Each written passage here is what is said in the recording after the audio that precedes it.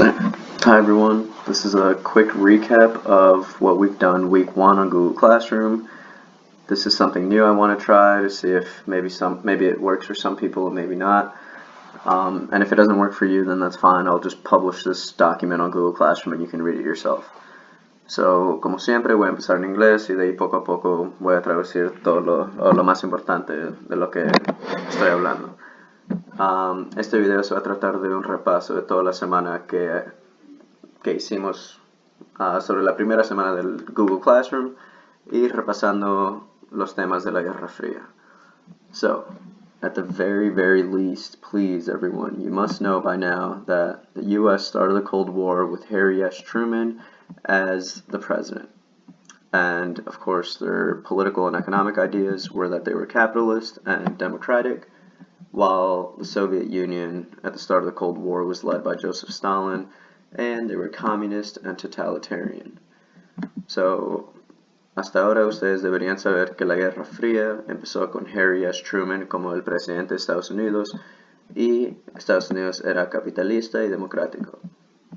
Mientras que la Unión Soviética, al empezar la Guerra Fría, era liderado por Joseph Stalin, y ellos seguían políticas comunistas y totalitario.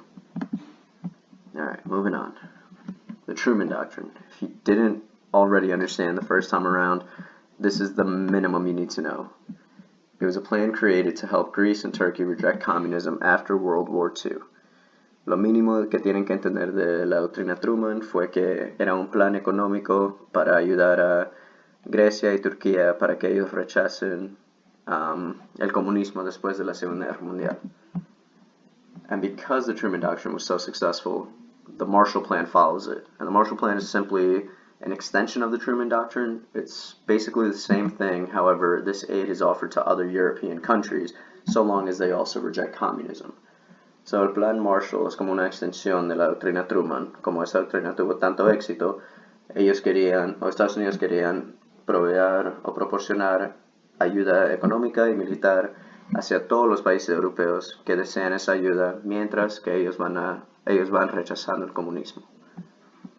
And then, again, this is the policy that everyone needs to know at this point, because it's a key word of the Cold War. Esta palabra aquí es una palabra clave de la Guerra Fría. Containment, or in Spanish it would be contención. So, este plan, el Plan Marshall y la doctrina Truman, fueron planes de contención. Both the Marshall and the Truman Doctrine were containment policies designed to make sure that the spread of communism is no more.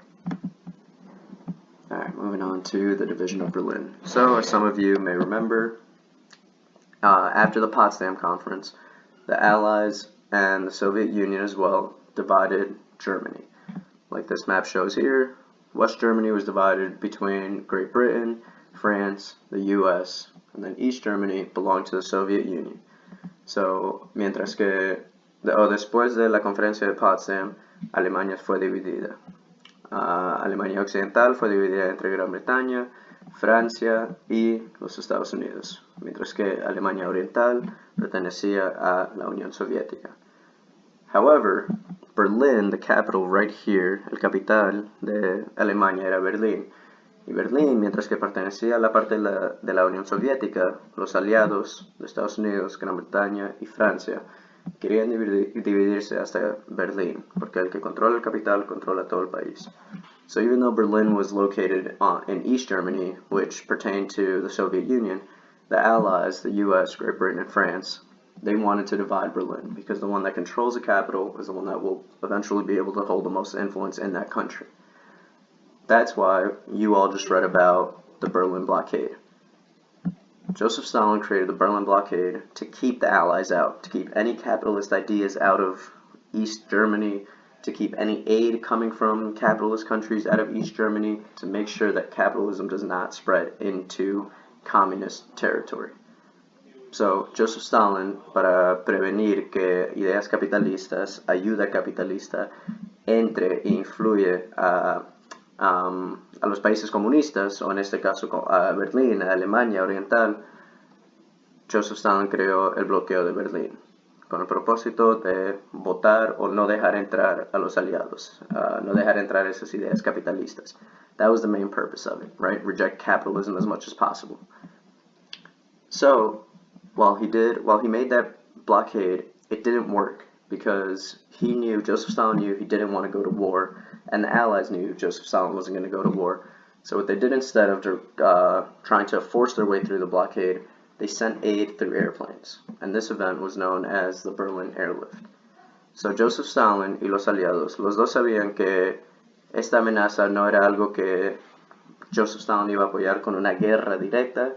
Entonces los aliados, en vez de forzar la ayuda hacia Berlín Occidental, ellos simplemente mandaron todos sus recursos por aviones, y eso se conoce como el transporte o el puente aéreo de Berlín.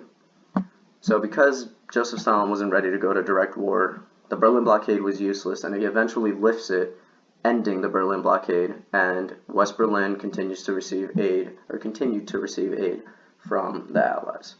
So porque el bloqueo de Berlín era inútil, Joseph Stalin eventualmente lo levanta y deja de bloquear acceso o entrada hacia Berlín Occidental. Entonces, otra vez, Berlín Occidental está recibiendo ayuda de esos países capitalistas como Estados Unidos, Gran Bretaña y Francia. Finally, there's what's known as the Eastern Bloc. In order to gain power and security, Stalin took control of the Eastern Bloc and converted most of these countries into communist countries. So all these countries right here, all these countries in red, are part of the Eastern Bloc, or the Communist Bloc. And then you have the Western Bloc, which are all the countries that did not adopt communism after World War II. And then this lovely imaginary line right here is what Winston Churchill referred to as the Iron Curtain. So that's another key word of the Cold War. Whenever you hear the Iron Curtain, you think of this imaginary line that divided Western Europe and Eastern Europe. So el bloqueo oriental sería estos países aquí, estos países comunistas que Joseph Stalin llega a tomar control sobre todo esto. Y esta línea imaginaria aquí es la línea en cual Winston Churchill, el primer ministro de Gran Bretaña, se refería a esto como la cortina de hierro. So, esa es otra palabra clave de la Guerra Fría. Si escuchan la cortina de hierro, siempre están hablando de esta línea imaginaria que va a dividir Europa Occidental y Europa Oriental. Y de este bloque aquí también se conoce como el bloque oriental o el bloque comunista.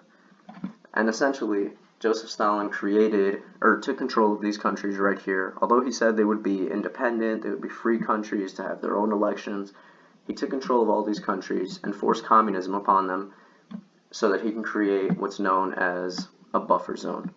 This buffer zone is in case any Western European country wanted to invade the Soviet Union, they'd have to go through these countries first. So this would be the first line of defense. So, en uno de los textos que han leyeron algo sobre una zona de amortiguación. Esa zona sería estos países aquí.